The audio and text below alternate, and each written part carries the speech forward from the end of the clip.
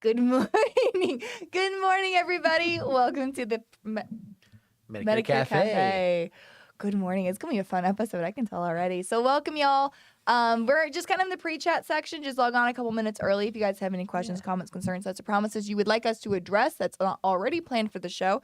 Here's a good time for you to ask that. If you're watching the recorded version, you don't like the chaos, and I don't know why you're watching the cafe. That's all this is. But part 2 of that, skip ahead a couple minutes, and you'll get to the real good meat of today. So, and if you don't want to comment on YouTube Live, you can text me. The number above my head here is my cell phone number, so feel free to call, text at any time. I do try to make sure I do respond. That is my actual cell phone number, so I do try to make sure I respond to your text messages and or address them during the show.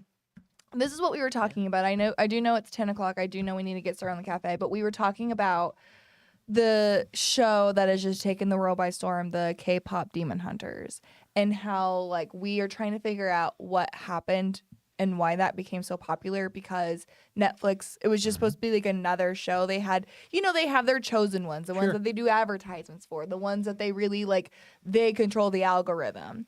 K-pop was not one of those ones. It was just kind of a filler content, and it blew up to where when I was taking my son panhandling for candy during Halloween, I saw, like, I'm not exaggerating, probably like 25 little girls dressed as these hunters. And I love it. I think it's so cool. I love that it's a show where the main characters are strong, badass women. I love that.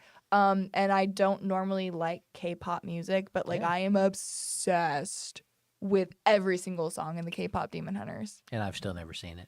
I just don't know how. How can you avoid this cultural? I'm making it big. It's not that deep, but it's good stuff. It's a good movie. I actually don't even really know that much about the plot, but the music is really good. Soundtrack sounds fine. Soundtrack's perfect. Okay. Another thing I wanted to let the world know about, not related to anything that has to do with the show. I got tickets.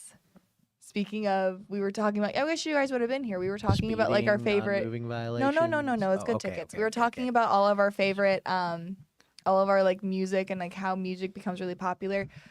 I am going to go see AC/DC in concert in September 8th. I did buy the insurance for the tickets. I would. That's a long time from now, and they're still performing. So anyways, I'm really excited. If anybody is going to be in St. Louis for the AC/DC concert, I'll see you there. Let's meet up. That's Very not cool. until next year, but I'm very excited for it. Guys, here is Medicare Cafe content. As we talked about during AEP, we keep this to the series called What's Brewing. So what is What's Brewing? It is just, we try to keep it to a much shorter, it has yet to be under 30 minutes, but we do really try to keep it to a much shorter content to give you like updates. What's going on with this AEP? We have been very inundated with updates throughout AEP. Today is no exception, but one of the biggest things that we've been keeping everybody up to date with thus far has been the government shutdown. So just to give you a run through of the things we are going to talk about today, I want to give an update on the government shutdown, the status of that. I did write down AC/DC concert because I really wanted people to know. I'm here for that it. is in the show notes. The status of the shutdown, the CMS blackout. Humana pulled the plug earlier on PDPs. I want to don't no fake news here, and then SAR questions that we're getting. So that's what we're going to be discussing today, of course, in addition to any questions that you guys want to write in. So let us know. But Chalen, let's start with like the big boy. Some significant updates now to the government shutdown. Absolutely. The end is near. The end is near. I'm hearing allegedly as early as Thursday, no earlier than Thursday, but the earliest would be Thursday. Yeah, Thursday possibly. So potentially. As you all know, or may not know, over the weekend, Sunday night, the Senate reached an agreement, a deal, to move forward a continuing resolution through the end of January that would fund the government operations. It would also provide full year funding for a couple of specific programs, namely the SNAP program, Supplemental Nutrition Assistance Program, as well as a couple other things related to pay and stuff like that. So full year funding for those. But it was like barely. Like they needed 60 votes to pass the filibuster, and they got 60 on the nose. They got exactly what they needed. So that vote has been held now, I believe, and sent over to the House. House is still all coming back to town. Mhm. They were not in session, so Speaker Johnson will call them back into session, and they will try to pass the House version of that same continuing resolution. If it passes, um, it might not, but the chances are pretty good that it passes. But if it passes, the government will reopen at least until the end of January. Mhm. And the biggest thing right now, I know that there were some debate. There was basically like several policies, three major ones though. The biggest one right now is going to be the extensions of the tax ACA tax credits. And they credits. haven't Yeah. set, and so that was the agreement that says like, we'll vote on that later. Let's Yes, open up the separate vote. government and then decide. So, Chalen, for those of us who do work in the ACA market right now, we've talked about ACA alternatives. We talked about how like you're going to quote these plans right now and they're going to look astronomical. They may be that price. They may not be that price in January. Yeah. If they're not voting on that until later, November. until Yeah, November. Later in November, maybe in So, December. is there a world, realistically, do you think there's a world come January we don't know if people get these tax credits? Like that, on paper, there's Yeah. no way, but like none Yeah, of it makes sense. it's It's all gobbledygook. in my mind, it's really difficult to see a world where they do get extended. It's not impossible by any Yeah. means. That is the plan, to have a vote on it first week of December to whether or not to extend the enhanced tax credits. Doesn't mean tax credits are going away altogether. The pre-COVID tax credit structure will still be in place no matter what, but the enhanced tax credits are still very much set to expire at the end of the year. Even with this early December vote, it's really uncertain if there will be enough support to extend it. People have floated a lot of different ideas, whether it's just reinstating them, whether it's reinstating them for 1 year, whether it's taking them down a notch now, phasing them out over a couple of years. You know, the arguments on both sides are obviously it's going to result in higher premiums for a lot of middle market families. It's going to result in people choosing to go uninsured or choosing, maybe like a short-term medical plan, which can be great for some people, but can be not so great for others. It may result in large rates of uninsured individuals.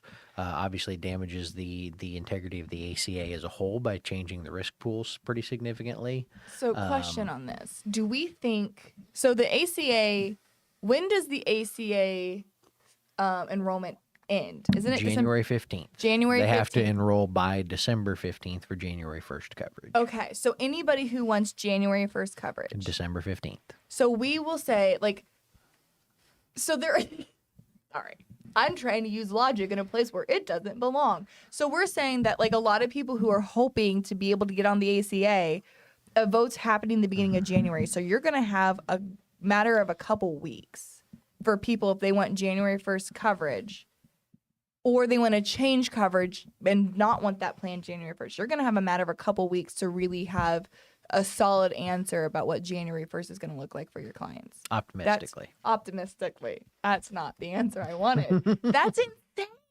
Yeah, no, it's definitely a rough spot for anyone in the ACA market. I mean, you're Yuck. like, you kind of have to go forward assuming the subsidies will not be extended, the enhanced subsidies, and if they are, great. You've got a lot of clients that are going to save some money, but kind of have to go forward with the assumption of those higher standard So, subsidy premiums. Either you get a higher premium, you do a short-term medical plan, or you do an AC alternative. Like we submitted a video earlier.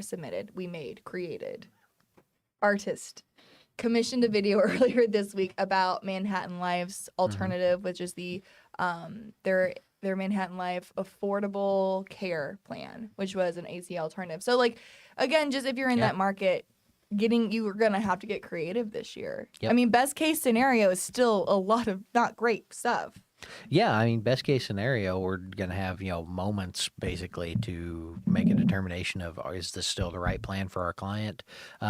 If the subsidies do get extended, is that still the right place for that client? Or are they maybe wanting to go from a bronze to a silver or silver to gold based on their subsidy amount?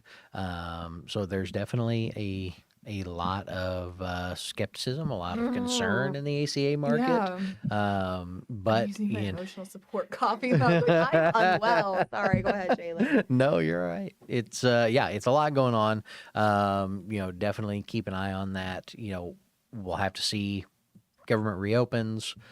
if the vote gets scheduled, if the vote goes well, it's still going to have to pass House and the Senate and go to the president's desk. So there's a lot of steps between here and the extension of the enhanced tax credits.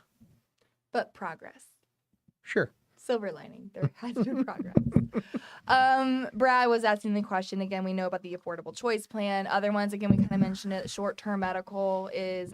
Have they extended it to the 3 years again? Yeah, so that's state by state. That is state by state, okay. As you all remember, we used to have short-term medical plans for 12 months with up to a 2-year extension for a total of 3 years. Biden administration took that back down to 90 days with a 1-month extension, and you couldn't have a plan from one carrier more than once every 12 months. CMS is actively pursuing new rulemaking to re-extend that. They haven't as much as said so, but to re-extend that. And in the meantime, they did issue a memo basically saying, hey, we're in the middle of pursuing rulemaking. Obviously, government shut down. That can't happen right now. So we're directing the Department of Labor and numerous other agencies to just not enforce the current regulation. So you all go ahead and play nice in the sandbox, but do whatever you want. Speaking of things not working currently, heck of a segue. I see some questions. I am going to answer them. I do, but this segue was too perfect not to use it. Mm-hmm. CMS is taking their blackout period, just so you guys know. Yes. In years past, it's actually been a 2-week blackout period. This week or this year, it seems like it's just a 1-week blackout period. It started Monday, goes until the end of this week. Essentially, all that is the CMS is not going to be processing Medicare Advantage or PDP apps right now. Yep. So whenever you're looking at your portals, trying to track the statuses of your apps, which if you aren't doing, please be doing that, making sure that you are checking the statuses of those apps in case something isn't going through the way that we anticipated. But if you're doing it right now, they're all going to say pending, because even if the carrier approves it, they still have to send it to CMS and then they have to pend it. And most carrier portals, it'll just say pending. It may not say pending due to CMS. So just know if you're seeing a lot of pending apps right now, CMS isn't processing them. So that could be the reason why you're seeing that. Yep. Easy enough. That was an easy one. A question we got, and I appreciate the question, is, are there any concerns with quoting from Integrity Connect? I've been getting feedback/vibes. I love that that's a word we use in business now. I used to say that sarcastically. I'm now very happy we use it. That I should be also checking things on Medicare.gov. That seems like double the work, and I thought the information is pulling from the same resources as Medicare.gov. Thank you for your question. I'm going to put you at ease. So Medicare.gov does not, the information that you get from Integrity Connect does not come from the same place as Medicare.gov, which is actually a very positive thing. The information from Integrity Connect actually comes from a company called Connecture. Connecture used to be the third-party entity that fed the information into Medicare.gov until about 2019, if you've been in the industry for the last 7 years. You would have noticed that 7 years ago, Medicare.gov worked great. Most people could just use that. We use Medicare.gov very often. But once the government said, hey, I think we can do this better, and kick Connecture to the curb, everything fell apart. And so oftentimes whenever you're getting information from Medicare.gov, whenever I'm talking to people and they say, well, I quote on Medicare.gov, but I enroll on the carrier sites, I oftentimes, let me say it like this. When there is a discrepancy, when there is an information discrepancy, Medicare.gov says something, Integrity Connect says something else, more times than not, Medicare.gov is inaccurate with the information that they get. In fact, it's happened so often that the information is inaccurate that CMS actually opened up a special election period that says if you enrolled in a plan via Medicare.gov, you have an election to enroll it into a different plan that is a non-agent using SEP, because it isn't accurate as much as it should be. Major reason for that: one, the government tried to do it itself, and that was obviously an issue. And two, they only update the site once every 2 weeks. So if there is a discrepancy, it's not going to get fixed for up to 2 weeks before. And you can continue to quote it, continue to do everything. There's nothing that says that the information is not correct, but they just don't update it for up to 2 weeks. So yeah. Where people are having issues with Integrity Connect isn't the accuracy of the information. The information has been proven to be very accurate. When we are hearing issues with Integrity Connect, it's primarily because the website has slowed down, because there's a surge of users, or That's kind of the big one. That's the big one. I mean, like, Slow down. honestly, Yeah. it's the website's taking longer to load my clients, or sometimes not loading it at all. And The good news, though, yeah. government shutdown or not, 100% of the Integrity Connect team is showing up to work every day, That is which true. cannot be said And for being- the Medicare.gov and team. being paid And for it. being paid. And they're happy to be there because they're getting paid to show up to work. So there is no reason to Yeah. quote on both Medicare.gov and Integrity Connect. The only reason. Don't look at me. I don't know where you I were don't know going. why I you can't would. think of I one. was trying to think of like a suppressed plans, but you can still quote PDPs and like Medicare Advantage suppressed plans on Integrity Connect. You just can't enroll them. But I don't want you to enroll them on Medicare.gov either. So I can't think of a reason to use Medicare.gov over Integrity Connect. So don't. Sorry. Hopefully that answered your Done question. deal. If you're worried about accuracy of information, Medicare.gov is actually the lesser choice. The government says so. Okay. And I saw another one. I see a lot of expansions in supplemental programs in 2026 in AFLAC type of plans. So more of a comment, but yeah, we are seeing a lot of companies, and this isn't new. A lot of companies are, especially med-sup markets, med-sup companies are trying to find alternative products because med-sups are scary for companies right now. Yeah, I would also say, like, if you look at these carriers that are rolling out new ancillary products, new complementary products, in almost every case I've seen, it's not products that they've just never offered before. Mhm. They've maybe had one in the past. They're bringing it back. They're revamping it, re-rating it. I think the big thing that has happened is, frankly, agents have finally woken up and started selling ancillary products in a more it's so significant cool to way. see. So cool to I mean, see. we've got some amazing numbers, but that we can see that agents are finally getting the ball rolling Ugh. with, we talk about it for years and years. Let's talk about ancillary products, build out that package of protection for clients. Agents are finally doing it. Mhm. And now that some of these carriers know that there is a distribution force willing to offer these products, it makes more sense to invest in them. Gosh, I went straight to like Brooklyn Grandma. I was like, oh, gotta love it. Gotta love it. Ugh. And I heard myself and I'm like, I can't stop now. I've committed. So Gio's gonna kill me. However, so if you guys Yeah. are familiar, we actually launched this AEP. I'm so sorry if I wasn't supposed to tell anybody, but it's my show and I can do what I want. We launched a coaches program. Gio Jones, who is he's been an agent for years. He actually worked as an agent trainer for years and worked within agencies. So we snatched him up a few years ago, and actually this AEP started a coaches program specifically around ancillary products. And the people who it's a paid for program, agents who go and enter in this coaches program due to you can earn your money back if you produce enough ancillary apps. We give you your money back. It's like you succeed, we pay you type of program.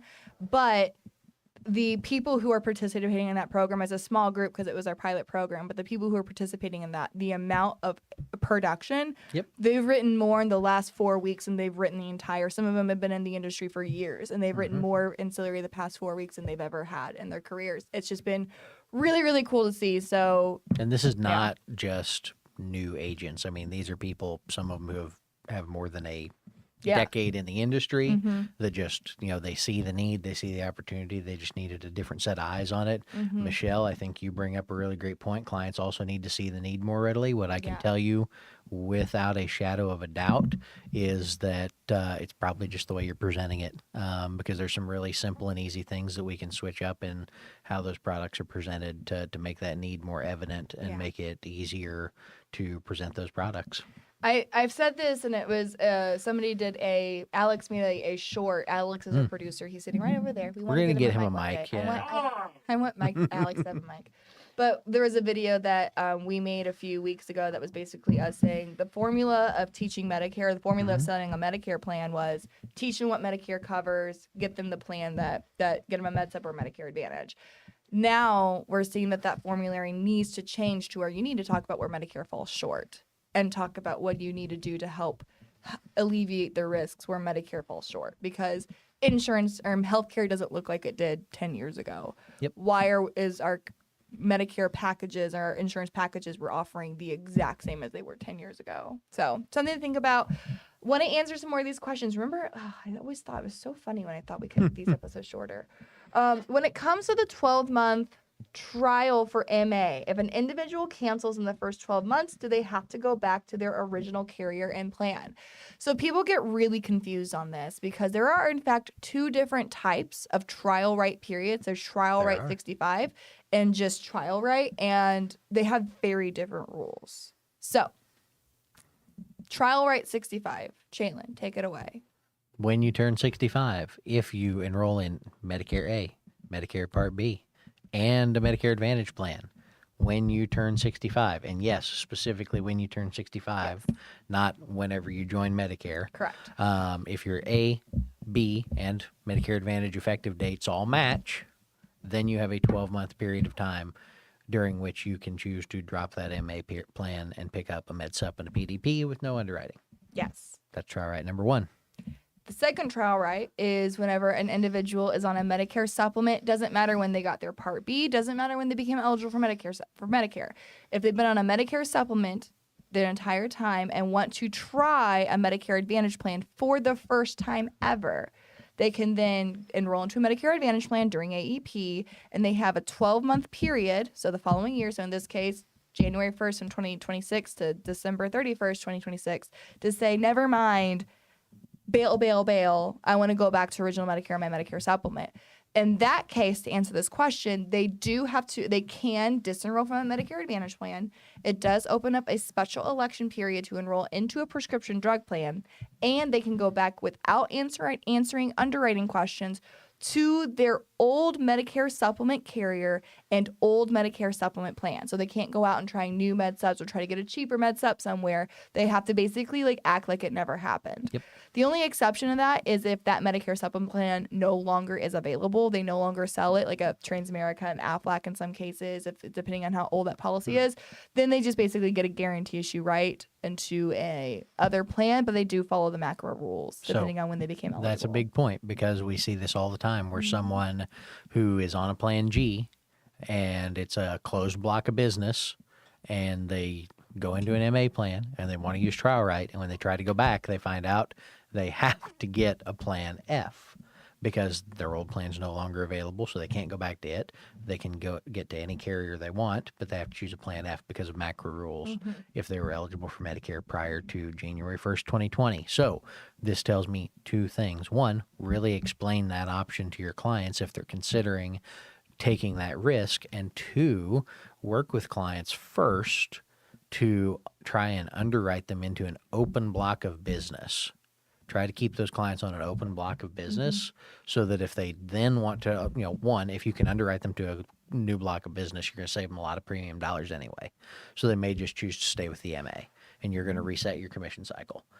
Secondly, if they then still want to try trial right, they're on an open block and they can go back to that plan G and not have to deal with macro. Yes. Great questions.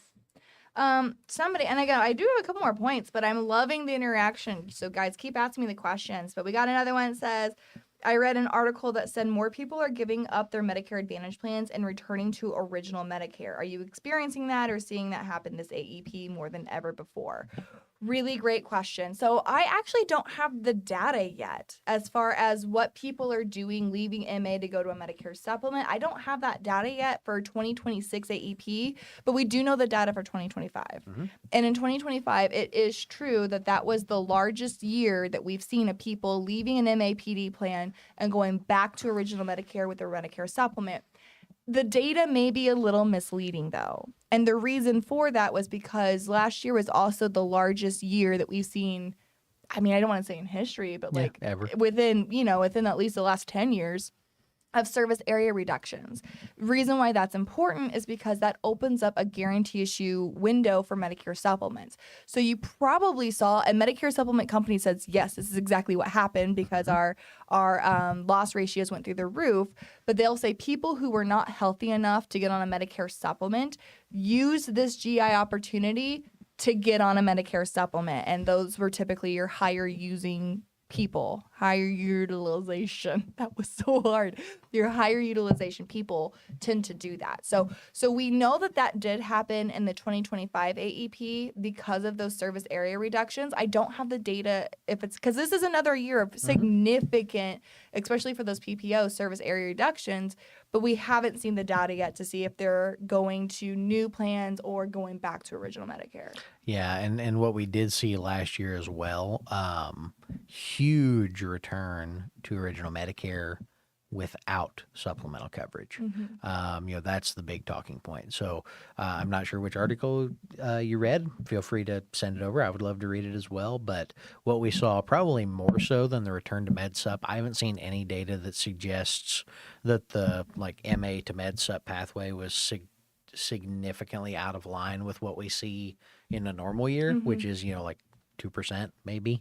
But what we did see was almost 500,000 people go from being on an MA plan back to original Medicare with nothing else. No Medicaid, no supplement, no employer group, no union coverage, original Medicare only. Now that's a number that was downtrending for the past decade, floating around 2.1 million, and now it's close to 2.6. It's, almost 500,000 folks that woke up January 1st with, functionally uninsured original Medicare only.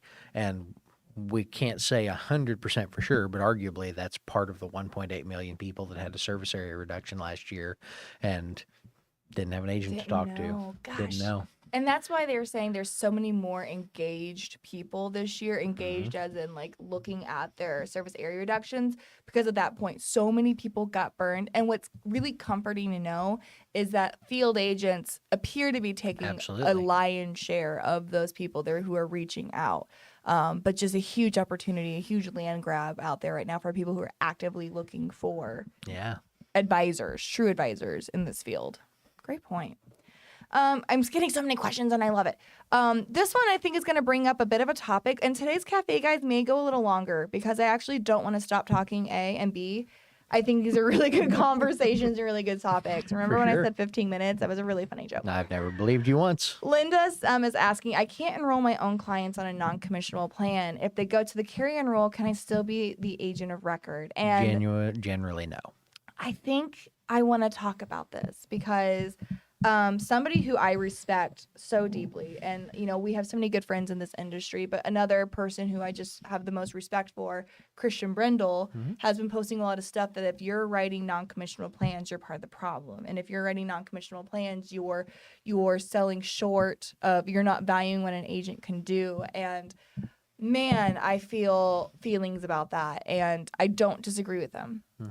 I think it matters if you're talking about a Medicare Advantage versus a PDP. And maybe that's just the line in the sand that I drawn. I do see value in writing non-commissionable PDPs because the commissions, yes, they add up to be a lot, but the amount of help what people need in their PDP coverage, I just don't think, you didn't do it for the commissions in the first place because the commissions were so small. You did it because it got you referrals, it got you the big business, it got you more MedSup business, it got you more ancillary business. I do not feel that same way about non-commissionable MA plans. I feel very strongly, and Linda, I'm not coming at you, but this is a conversation I wanted to address because Christian's been really loud about it on socials, and I wanted to kind of to kind of say, because I've been very vocal about writing non-commissionable PDP, so I just kind of want to clear the air of why I think there's a difference between a non-commissionable PDP and a non-commissionable MA plan. And I do not like whenever an agent writes a non-commissionable Medicare Advantage plan, because those are a significant amount of commissions, and that is your livelihood that you are saying no thank you to. Yep. And more importantly, I mean, it's putting an individual into a plan that is obviously struggling, that is potentially not financially viable in the long term, that is almost certain to see major cuts next year or even leaving the market next year, and very likely to face quality issues. Right. So it's not kind of an arbitrary picking and choosing when a carrier chooses to non-commission a plan. Yeah. It's because that plan is struggling. Yeah. And even if the formulary looks great and the doctor network looks good, and I'm sure there's those 0.1% cases where just listen, that's the only plan that works for that client. Yeah. But by and large, there are better options in almost every market. Yeah. Almost. No, I mean, like, there are plans, like, Minnesota is one that got hit hard That's- this yep. year. Minnesota does not, there are lots of counties. I like to say Minnesota. Minnesota has a lot of counties that does not have You and a your regional single. dialects. I know. I think I'm, like, actually insulting, and I don't mean to be. I just appreciate it. Please don't be mad at me if you're from Minnesota and you think I'm appropriating your culture. Imitation is flattery. So there are counties that do not have a single Medicare Advantage plan that is commissionable, and you're working with clients who cannot either afford a Medicare supplement or cannot health qualify for a Medicare supplement. What do they do? And you as their agent, what do you do to help them? Like, that is such a tough spot that a blanket statement that we're making today cannot apply. And I don't know the answer. I'm not making my income off of helping people in Minnesota, so I don't know how to answer that question. But just in general. Sure. And on that note, Sean, our residential Minnesotian, says I'm pretty on spot. Heck yeah, man. Okay. Another question was, can we trust the accuracy of providers on places like Medicare.gov, the carrier and the websites, the plan websites? Number one, the most accurate place is going to be the carrier websites as far as providers, because providers can come and go. Every other area or every other third-party site gets their information that the carriers provide them. So the carrier is going to update their provider list on their website first and then update all third-party people. I will say Integrity Connect is, again, watch last week's episode about why people use Integrity Connect's provider lookup. Integrity Connect is the most accurate outside of the carrier websites, because, again, carrier websites are number one. But it is the most accurate because it does double check the address. Because, as we mentioned, same doctor can be in network at one address and not be in network in a different address. Medicare.gov is so inaccurate, they've had congressional hearings about it recently. The more you know. My mom's favorite thing to say is anytime she talks about, like, the government, like, getting involved in healthcare, the government getting involved in something like that, she's like, just look at the post office. Look what they did to the post office. I'm like, I have no idea how long the government has been in charge of the post office, but since then she's just like, look what they did to the post office. Sorry. Okay. That's the questions I have on the texting front. So thank you guys again. We are over time. I just want to put one more thing out there, and we're getting a lot of comments about Humana PDP pulling the plug early. So just so you guys know, the deadline for people to be able to get paid commissions on Humana PDP was November 8th, which was Saturday, correct? Yes. Funny story. Apparently, when Humana said Saturday the 8th is the last day you can get commissions, no one looked at a calendar.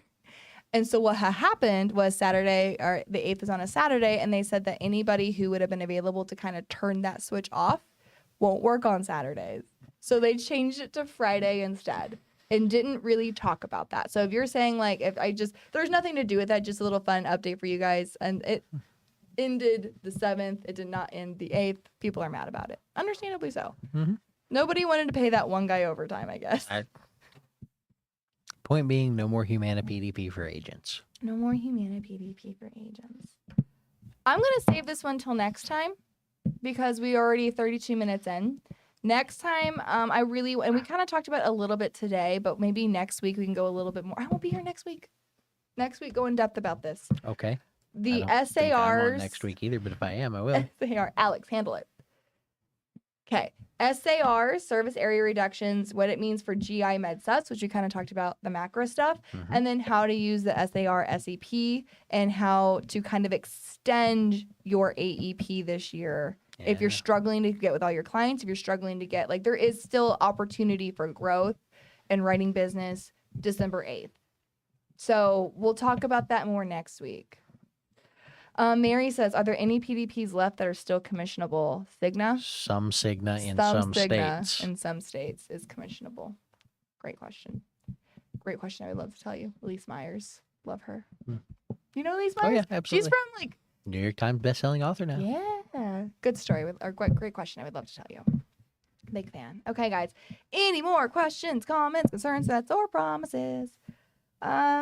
Can anyone use Integrity Connect? In order to access Integrity Connect, you just, step one, you go to integrity.com, click login in the top right-hand corner, and you use your national producer number to sign in or register your account. In order to have access, though, you have to have a Medicare Advantage plan, at least one, through an Integrity partner, like Senior Marketing Specialist. So if you don't have an Integrity partner as an upline, find one. But it just, and then you get access. You can quote and research and do everything. They just released, we're actually doing a webinar today at 2.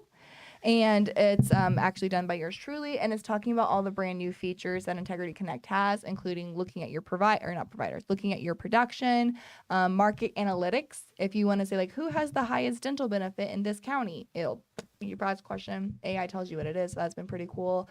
A bunch of really cool Spanish features that we have now. We're going to be talking about a lot of the new features in Integrity Connect. So you can do that, but to access it, you do have to have an Integrity upline. Great question. And that's it. I had a great time. Good. You're supposed to say you had a great time too. I also enjoyed my time here. Okay. Honestly. When your wife says love you, do you just say thanks? No, Pull like God, a no. Han Solo? Jeez. Okay. So appreciate y'all for hanging out with us. I hope you have a fantastic rest of your week. I will not be here next week because I will be at deer camp because opening day of rifle season for deers start Saturday. So I'm very excited for that. I'll send pictures of the food. That's the best part of deer camp is the camping part. It really so, is. So until next time, y'all, have fun. Make money. And give impeccable service.